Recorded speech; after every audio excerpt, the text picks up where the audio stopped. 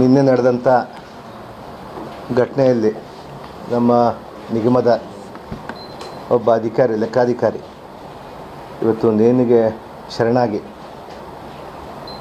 ಇವತ್ತೇನು ಅವನು ಸಾವನ್ನಪ್ಪಿದ್ದಾನೆ. ಮುಖ್ಯವಾಗಿ ಪ್ರಥಮವಾಗಿ ಅವ್ರ ಕುಟುಂಬಕ್ಕೆ ನಾನು ವಿಷಾದವನ್ನು ವ್ಯಕ್ತಪಡಿಸ್ತೀನಿ.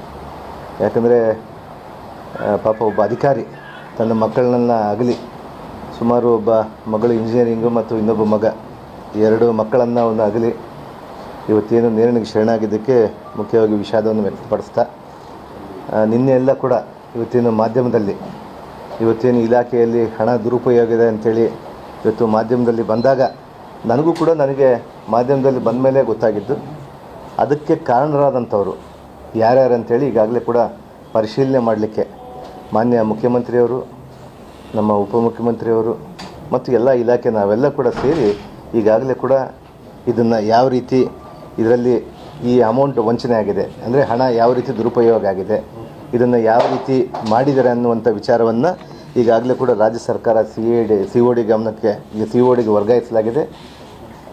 ಇವತ್ತು ಈಗಾಗಲೇ ಕೂಡ ನಮ್ಮ ಅಧಿಕಾರಿಗಳು, COD ಅಧಿಕಾರಿಗಳು ಶಿವಮೊಗ್ಗ ಕೂಡ ತೆರಳಿ ಇವತ್ತು ಅಲ್ಲಿನ ಪರಿಶೀಲನೆ ಮಾಡ್ತಾ ಇದ್ದಾರೆ. ಇವತ್ತು ಯಾವ ರೀತಿಯಾಗಿ ಇದನ್ನು ನಡೆದಿದೆ ಅಂತೇಳಿ.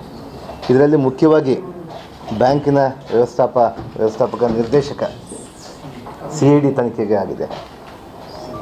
ಹೀಗಾಗಿ CIDಗಾಗಿದೆ. ಈಗಾಗಲೇ ಕೂಡ ವ್ಯವಸ್ಥಾಪಕ ನಿರ್ದೇಶಕ ಪದ್ಮನಾಭ್ ಅವರು ಕೂಡ ನಿನ್ನೆ ಒಂದು ಕಂಪ್ಲೇಂಟ್ ಮಾಡಿದ್ದಾರೆ. ಇವತ್ತು ನಾನು ಕೂಡ ನಿನ್ನೆ ನಡೆದಂಥ ಸಮಯದಲ್ಲಿ ಅವ್ರಿಗೆ ಮಾತಾಡಲಿಕ್ಕೆ ಪ್ರಯತ್ನ ಮಾಡಿದೆ. ಅವರೆಲ್ಲ ಕೂಡ ನಮ್ಮ FD ಅವರು ಡಿಪಾರ್ಟ್ಮೆಂಟ್ಗೆ ಹೋಗ್ಬಿಟ್ಟು ಅಲ್ಲೆಲ್ಲ ಕೂಡ ಕೂಲಂಕಷವಾಗಿ ಪರಿಶೀಲನೆ ಮಾಡ್ತಾಯಿದ್ರು. ಅದರ ಜೊತೆಗೆ ಇವತ್ತು ನಮ್ಮ MD ಅವರು ಕೂಡ ನಿನ್ನೆ ಒಂದು ಕಂಪ್ಲೇಂಟನ್ನು ಕೊಟ್ಟಿದ್ದಾರೆ. ಇವತ್ತು ಏನು ಯಾವ ರೀತಿ ಕೊಡಬೇಕು ಇದನ್ನು ಅದರಲ್ಲಿ ಯಾವ ರೀತಿ ಅಮೌಂಟ್ ಫೋರ್ಜರಿ ಆಗಿದೆ ಅಂತೇಳಿ ಅವರು ಹೇಳುವಂಥ ಹೇಳಿಕೆಯಲ್ಲಿ ಕೂಡ ಈಗಾಗಲೇ ಕೂಡ ಅವರ ಏನು ಸುಮಾರು ಒಂದು ಬ್ಯಾಂಕ್ನಿಂದ ಇನ್ನೊಂದು ಬ್ಯಾಂಕಿಗೆ ಹಣವನ್ನು ವರ್ಗಾಯಿಸಿ ಅದು ತಮ್ಮ ಗಮನಕ್ಕೆ ಬಾರದೇ, ಇವತ್ತು ಏನು MD ಅವರು ಕೂಡ ಗಮನಕ್ಕೆ ಬಾರದೇ ಇವತ್ತು ಆ ಹಣವನ್ನು ಯೂನಿಯನ್ ಬ್ಯಾಂಕಿಂದ ಇನ್ನೊಂದು ಬ್ಯಾಂಕಿಗೆ ವರ್ಗಾಯಿಸಿ ಅದನ್ನು ಇವತ್ತಿನ ವರ್ಗಾವಣೆ ಮಾಡಿದ ಮೇಲೆ ಆ ವರ್ಗಾವಣೆ ಮಾಡಿದ್ದು ಕೂಡ ಅವರಿಗೆ ಗಮನಕ್ಕೆ ಇಲ್ಲದೇ ಮಾಡಿದ್ದಾರೆ ಅಂಥೇಳಿ MD ಅವರು ಈಗಾಗಲೇ ಕೂಡ ಒಂದು ಕಂಪ್ಲೇಂಟನ್ನು ನೀಡಿದ್ದಾರೆ. ಇವತ್ತು ಬ್ಯಾಂಕ್ನವರು ಕೂಡ ಆ ಹಣವನ್ನು ಮೊತ್ತವನ್ನು ಕೂಡ ಇವಾಗ ನಮಗೆ ಮತ್ತೆ ಇನ್ನೊಂದು ಬ್ಯಾಂಕಿಗೆ ಬ್ರಾಂಚಿಗೆ ಏನು ಟ್ರಾನ್ಸ್ಫರ್ ಆಗಿದೆ ಅದನ್ನೆಲ್ಲ ಕೂಡ ಹಣವನ್ನು ಮತ್ತೆ ನಮ್ಮ ಖಾತೆಗೆ ವರ್ಗಾಯಿಸಲಿಕ್ಕೆ ನಾವು ಈಗಾಗಲೇ ಕೂಡ ಸೂಚನೆ ಕೊಟ್ಟಿದ್ದೀವಿ. ಅವರು ಕಂಪ್ಲೇಂಟಲ್ಲಿ ಕೂಡ ಬರೆದಿದ್ದಾರೆ. ಅವರು ಅದನ್ನು ನನ್ನ ಸಹಿ ಇಲ್ಲದೇ, ನನ್ನ ಅನುಮತಿ ಇಲ್ಲದೇ, ನನಗೆ ಯಾವುದೇ ಕಾರಣಕ್ಕೆ ನನಗೆ ಗೊತ್ತಾಗಲಾರ್ದಂತೆ ಈ ಲೆಕ್ಕಾಧಿಕಾರಿಗಳು ಮಾಡಿರ್ಬೋದು ಅಂಥೇಳಿ ಒಂದು FSL ಮೂಲಕ, ಅಂದರೆ ಅವರು ಏನು ಸಹಿ ಮಾಡಿಕೊಟ್ಟಿದ್ದಾರೆ ಅವರ ಸಹಿ ಅಂಥೇಳಿ ಅವತ್ತು ಬ್ಯಾಂಕಲ್ಲಿ ಏನಿದೆಯಲ್ಲ ಅದನ್ನು FSL ವರದಿಗೆ ಇವಾಗಲೇ ಕೂಡ ಕಳಿಸಿದ್ದಾರೆ. ಇವತ್ತು ನನ್ನ ಸಹಿ ಅಲ್ಲ ಅಂತೇಳಿ ಹೇಳ್ತಾ ಇದ್ದಾರೆ. ನನ್ನ ಗಮನಕ್ಕೆ ಬಾರದೇ ಬ್ಯಾಂಕಿನ ಅಧಿಕಾರಿಗಳು ಮಾಡಿದ್ದಾರೆ ಅಂಥೇಳಿ ಇವತ್ತು ನಮ್ಮ MD ಅವರು ಒಂದು ಕಂಪ್ಲೇಂಟನ್ನು ಕೊಟ್ಟಿದ್ದಾರೆ. ಸರ್ಕಾರಕ್ಕೆ ತಂದಿದ್ದಾರೆ ಅದನ್ನು ಕಂಪ್ಲೇಂಟನ್ನು. ನಾವು ಈಗಾಗಲೇ ಕೂಡ ಅದನ್ನು ಆರ್ಡರ್ ಮಾಡ್ತಾಯಿದ್ದೀವಿ. ಸುಮಾರು 87 ಕೋಟಿ ಹಣವನ್ನು ವರ್ಗಾವಣೆ ಮಾಡಿಕೊಂಡಿದ್ದರು. ಆದರೆ ಅದರಲ್ಲಿ ನಿನ್ನೆ ಕೂಡ ರಿಕವರಿಗೆ ಆಗಿ ನಿನ್ನೆ ಒಂದು 23 ಕೋಟಿ ಮತ್ತು ಒಂದು 5 ಕೋಟಿ 28 ಕೋಟಿ ರಿಕವರಿ ಆಗಿದ್ದಾರೆ. ಇವತ್ತು ಸಾಯಂಕಾಲದೊಳಗಡೆ ಇವತ್ತೇನು MD ಅವರಿಗೆ, ಅಂದರೆ MD ಅವರು ಇವತ್ತು ನಾವು ಸರ್ಕಾರದವರು ಕೂಡ ಆ ಯೂನಿಯನ್ ಬ್ಯಾಂಕ್ ಆಫ್ ಇಂಡಿಯಾ ಅವರಿಗೆ, ಅವ್ರ ಚೇರ್ಮನ್ರಿಗೆ ಮತ್ತು ಅವರ ಡೈರೆಕ್ಟರ್ಗಳಿಗೆ ಎಲ್ಲ ಮಾತಾಡಿದ್ದೀವಿ. ಅವರೆಲ್ಲ ಕೂಡ ಸಾಯಂಕಾಲದೊಳಗಡೆ ಹಣವನ್ನು ವರ್ಗಾವಣೆ ಮಾಡ್ತೀವಿ ಅಂತ ಹೇಳಿದ್ದಾರೆ.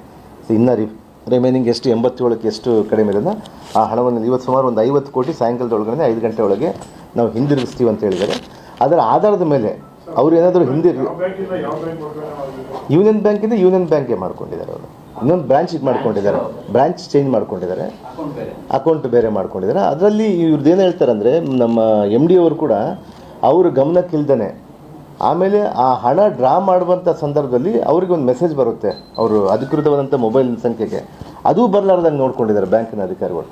ಇದರಲ್ಲಿ ನನ್ನ ಗಮನಕ್ಕೆ, ಅಂದರೆ ಪ್ರಥಮ ವರದಿ ಪ್ರಕಾರ ನನಗೆ ಫಸ್ಟ್ ರಿಪೋರ್ಟಲ್ಲೇ ನನಗೆ ಇಲ್ಲಿ ತನಿಖೆ ಅಂದರೆ ನೋಡ್ತಾ ಇದ್ದರೆ ಬ್ಯಾಂಕಿನ ಅಧಿಕಾರಿಗಳು ಇದರಲ್ಲಿ ಭಾಗಿಯಾಗಿದ್ದಾರೆ ಅಂತ ತಿಳ್ಕೊತೀನಿ ನಾನು.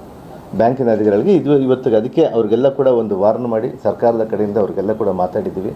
ಸಾಯಂಕಾಲದೊಳಗಡೆ ಇನ್ನು ಮಿಕ್ಕಿದ ಅಮೌಂಟು, ಅಂದರೆ ಸುಮಾರು ಒಂದು 50 ಕೋಟಿಯಷ್ಟು ಅಮೌಂಟ್ ಇನ್ನು ಇವತ್ತು ಸಾಯಂಕಾಲದೊಳಗಡೆ ಕೊಡ್ತೀವಿ ಅಂತ ಹೇಳಿದರೆ ಅದು ಆಧಾರದ ಮೇಲೆ ಅವರು ಸಾಯಂಕಾಲದೊಳಗಡೆ ಡೆಡ್ಲೈನ್ ಏನಿದ್ರು ನಮ್ಮ ಡೆಡ್ಲೈನಲ್ಲಿ ಕೊಡಲಿಲ್ಲ ಅಂದರೆ ಅವ್ರ ಮೇಲೆ ಖಂಡಿತವಾಗಿ ಕ್ರಮ ಜರುಗಿಸುವಂಥದ್ದು ಮಾಡ್ತೀವಿ.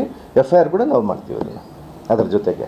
ಆಮೇಲೆ ಈಗಾಗಲೇ ಕೂಡ ಅಲ್ಲಿನ ವಿಚಾರದಲ್ಲಿ ಇವತ್ತೇನು ಚಂದ್ರಶೇಖರ್ ಅವರು ಇವತ್ತು ತೀರ್ಕೊಂಡಿದ್ದಾರೆ. ಅದರಲ್ಲಿ ಇವತ್ತು ಈಗಾಗಲೇ ಕೂಡ ನಮ್ಮ ಅಧಿಕಾರಿಗಳ ಬಗ್ಗೆ ಕೂಡ ಅದರಲ್ಲಿ ಉಲ್ಲೇಖ ಮಾಡಿದ್ದಾರೆ. ಅವ್ರ ಮೇಲೆ 3 ಜನಗಳ ಮೇಲೆ FIR ಆಗಿದೆ. ಈಗಾಗಲೇ ಕೂಡ ಪದ್ಮನಾಭ ಅವರು ಮತ್ತು ದುರ್ಗಣ್ಣ ಪರಶುರಾಮ್ ಅಂಥೇಳಿ, ಇನ್ನೊಬ್ಬರು ಒಬ್ಬ ಅಧಿಕಾರಿ, ಬ್ಯಾಂಕ್ ಅಧಿಕಾರಿ ಅನ್ಕೊತೀನಿ, ಸುಚಿಸ್ಮಿತಾ ಮ್ಯಾನೇಜರ್, ಅವ್ರ ಮೇಲೆ ಕೂಡ ಒಂದು FIR ಆಗಿದೆ. ಅದನ್ನು ಪರಿಶೀಲನೆ ಮಾಡ್ತಾ ಇದ್ದೀವಿ. ಇವತ್ತು ಯಾರು ನಡೆಸಿದ್ದಾರೆ, ಇದರ ಹಿಂದೆ ಕೈವಾಡ ಯಾರ್ದಿದೆ, ಇವತ್ತು ಯಾವುದೇ ವ್ಯಕ್ತಿ, ಯಾವುದೇ ಎಷ್ಟು ಪ್ರಭಾವಿಗಳಿದ್ದರೂ ಕೂಡ ಸರ್ಕಾರ ಇದನ್ನು ಖಂಡಿತವಾಗಿ ಸುಮ್ಮನೆ ಬಿಡಲ್ಲ. ಈಗ ಮಾನ್ಯ ಮುಖ್ಯಮಂತ್ರಿ ಸಿದ್ದರಾಮಯ್ಯ ಸಾಹೇಬರು ಮತ್ತು ಉಪಮುಖ್ಯಮಂತ್ರಿಯಂಥ DK ಶಿವಕುಮಾರ್ ಸಾಹೇಬರು ಇದನ್ನು ಭಾಳ ಪ್ರತಿಷ್ಠೆಯಾಗಿ ತೆಗೆದುಕೊಂಡಿದ್ದಾರೆ. ಇದನ್ನು ಖಂಡಿತವಾಗಿ ಕೂಡ ಇದನ್ನು ಯಾವುದೇ ಇದರಲ್ಲಿ ಭಾಗಿಯಾಗಿದ್ದಂಥವ್ರನ್ನ ಬಿಡೋದ ಪ್ರಶ್ನೆ ಇಲ್ಲ. ಇವತ್ತು ನಮ್ಮ MD ಅವರು ಕೂಡ ಇವತ್ತೇನು ಅವರು FSL ರಿಪೋರ್ಟ್ ಏನು ಇವತ್ತು ಕಳಿಸಿದ್ದಾರೆ, ಅವ್ರದ್ದೇ ಸಹಿ ಅಂತ ಬಂದರೆ ಖಂಡಿತವಾಗಿ ಕೂಡ ಅವರು ಉದ್ಯೋಗದಿಂದ ವಜಾ ಮಾಡೋದಕ್ಕೂ ಕೂಡ ನಾವು ಕ್ರಮ ತೆಗೆದುಕೊಳ್ತೀವಿ. ಇದರಲ್ಲಿ ಯಾವುದೇ ಕಾರಣ ಇಲ್ಲ.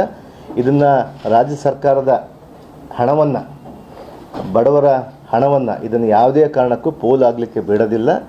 ಇಲ್ಲಿನ ನಾವು ಭಾಳ ಪ್ರತಿಷ್ಠಿತೆಯಾಗಿ, ಯಾಕಂದರೆ ಇದನ್ನು ಇಂಥ ಒಂದು ದುರ್ಘಟನೆ, ಇಂಥ ಒಂದು ವ್ಯವಹಾರಗಳು ಇವತ್ತು ಒಬ್ಬ ಲೆಕ್ಕಾಧಿಕಾರಿಗಳಿಂದ ನಡೀತಾ ಇದೆಯಾ ಅಥವಾ MD ಕಡೆಯಿಂದ ನಡೀತಾ ಇದೆಯಾ ಅಥವಾ ಇನ್ನಿತರ ಯಾರಾದರೂ ಕೈವಾಡಿದೆನಾ, ಅದನ್ನೆಲ್ಲ ಕೂಡ ಈಗಾಗಲೇ ಕೂಡ CID ಗಮನಕ್ಕೆ ತೆಗೆದುಕೊಂಡು ಬಂದಿದ್ದೀವಿ. ಈಗಾಗಲೇ ಕೂಡ ಅವರ ತನಿಖೆಯನ್ನು ಕೂಡ ಶುರು ಮಾಡಿದ್ದಾರೆ. ತನಿಖೆಗೆ ವರದಿ ಬಂದ ಕೂಡಲೇ ಅದರಲ್ಲಿ ತಪ್ಪಿತಸ್ಥರು ಯಾರ್ಯಾರು ಇರ್ತಾರೋ ಅವ್ರನ್ನೆಲ್ಲ ಕೂಡ 100ಕ್ಕೆ 100% ಅವ್ರ ಮೇಲೆ ಕ್ರಮ ತೆಗೆದುಕೊಳ್ಳೋದು ರಾಜ್ಯ ಸರ್ಕಾರದ ಒಂದು ದೊಡ್ಡ ನಿರ್ಧಾರ ಆಗಿದೆ.